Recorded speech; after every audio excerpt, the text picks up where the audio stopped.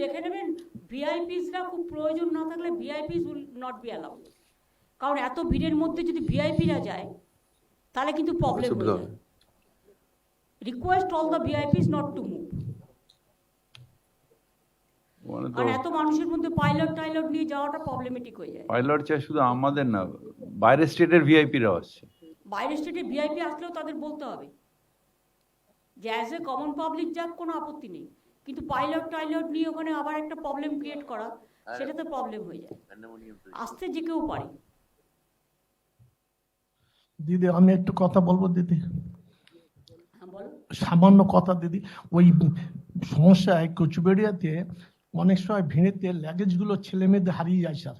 গত বর্ষে দিদি বৃষ্টিতে অনেক সমস্যা হচ্ছে, মানে পরনে বাচ্চাদের জামা কাপড় থাকে না।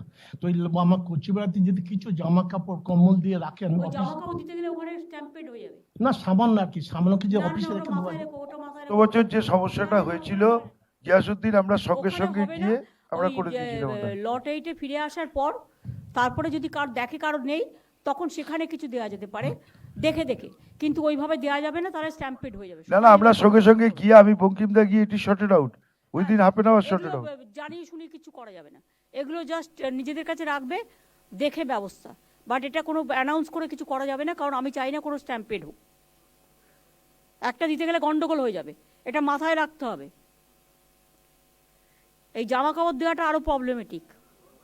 মহামানবের মিলন ক্ষেত্র, মানবতার জয়গান, অনবদ্য এক বিশ্বাসের তীর্থক্ষেত্র, সাম্প্রদায়িক সম্প্রীতির তীর্থক্ষেত্র, যেটা গঙ্গাসাগরের মেলা। আমাদের সব উৎসবই আমি সবাইকে বলি যে ধর্ম যার আপনার, উৎসব কিন্তু সবার।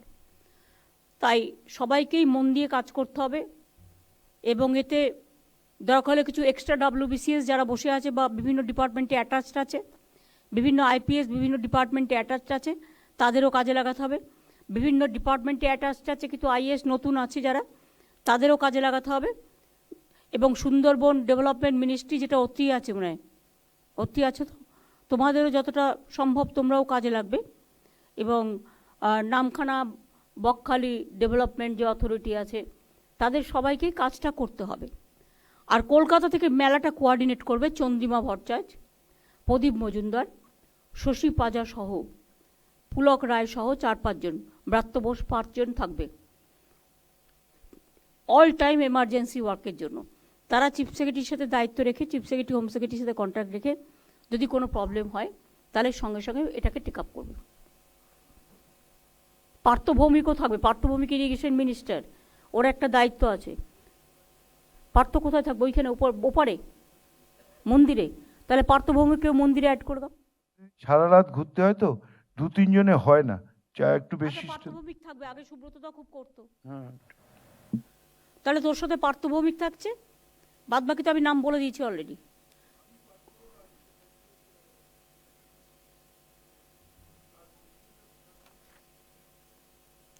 বঙ্কিমদারা তো আছেই, লোকাল যারা ওখানে পঞ্চায়েত সমিতি জেলা পরিষদকেও ডেকে নে, এপার ওপার মিলিয়ে, একটা জায়গাতে না রেখে দুটো এতে মিলিয়ে দিতে হবে।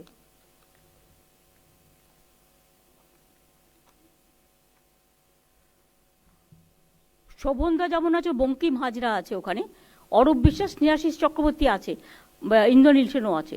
পার্থ ভৌমিককে নিয়ে নে, তাহলেই হয়ে যাবে। কচুবেড়িয়াতে সুজিত বোস, গিয়াসউদ্দিন মোল্লা, মনীশ গুপ্ত যারা প্রতিবাদ থাকে।